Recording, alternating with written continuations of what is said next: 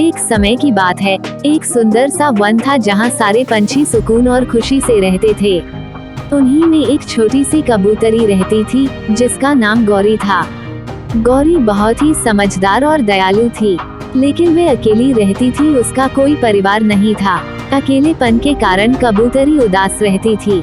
एक दिन गौरी ने नदी के पास बड़े पेड़ की डाल पर घास और छोटी छोटी बारीक लकड़ियों की मदद से एक सुंदर और खूबसूरत सा घोंसला बनाई। गौरी दिन भर काम के बाद उसी घोंसले में आराम करती थी। पर एक दिन जब मौसम बदल गया और तेज हवा चलने लगी, गौरी ने देखा कि उसके घर का एक हिस्सा टूट गया था। गौरी ने तुरंत अपने घोंसले की मरम्मत शुरू की। जब उसने घोंसले के टूटे हुए हिस्से को साफ किया तो उसने वहां एक छोटा सा अंडा देखा। उसने उस अंडे को उठाया, अपने घोंसले में ले गई और अंडे की अच्छी तरह हिफाजत करने का फैसला किया।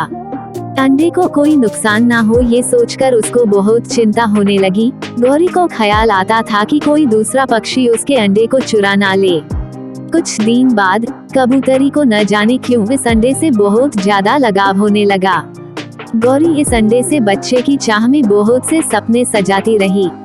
वे किसी भी हाल में उस अंडे की हिफाजत करना चाहती थी। वे अक्सर सोचा करती थी कि इस अनजान से अंडे से क्या निकलेगा। आखिर उसके घोंसले में ये किस पक्षी का अंडा मिला है। खैर कोई बात नहीं। उसके बाद बारिश होने लगी। मौसम ठंडा होने के कारण जल्द ही गौरी को ठंड का एहसास होने लगा। अब घर के छत पर भी बारिश गिर रही थी। गौरी फिक्रमंद हो गई कि अंडे को भी ठंड लग रही होगी। वो रोने लगी क्योंकि उसके पास कंबल नहीं था। फिर बड़ी देर के बाद उसको कौवा भैया की बात याद आई। जब कौवा ठंड में एक पेड़ पर बैठा था, तभी गौरी ने पूछा था, आपको ठंड नहीं लगती क्या भैया? तभी कौवा काय काय किया और बोला, बहन, ऊपर वाले ने सारे पक्षियों को पंख दिया है जो ठंड से बचाती है और कंबल का काम देती हैं। यह बात याद आते ही गौरी को कुछ राहत मिली और उसका रोना बंद हुआ। तब उसने अंडे को अपने पंखों के नीचे छुपाकर अपने घोंसले में बैठ गई। इसी तरह सुबह हो गया, सूरज निकल आया। कुछ देर के लिए बारिश रुका, तब गौरी जल्दी जल्दी घर का सारा काम खत्म करके खाने की तलाश में उड़ गई। जल्दी भोजन लेकर अपने घोंसले में वापस आई। फिर बारिश शुरू हो गई। इसी तरह एक माह बीत गए और मौसम सुहाना आकर्षित होने लगा था। वहाँ चारों ओर नीले आसमान की ओर पक्षियों की उड़ती हुई कतार, तितलियों की झुरमुट के बीच कोयल की मधुर सी आवाज, इंद्रधनुष 7 रंगों के साथ आसमान पर गोलाकार नजर आता। इतनी सुंदर मौसम का गौरी बहुत आनंद ले रही थी। तभी उसकी सहेली छाया उससे मिलने आई और उसे बच्चे की खुशखबरी दी। गौरी को माँ बनने पर बहुत गर्व हो रहा था। एक दिन अंडा फूट गया और उसमें से एक बच्चा बाहर आया। गौरी ने बच्चे को अपना बेटा मान लिया और उसे प्यार से पालने लगी। वे रोज गांव से बड़ी दूर दूर भोजन की तलाश में जाती और वापस आती। वक्त गुजरता रहा। गौरी का बच्चा बड़ा होता रहा। बच्चा बड़ा होते होते एक दिन एक खूबसूरत कबूतर बन गया। एक दिन गांव में बड़ा मेला आया। सारे पंछी मेले में मस्ती और धमाल कर रहे थे। गौरी ने भी सोचा कि वो अपने बेटे मोनू को मेला दिखाएगी।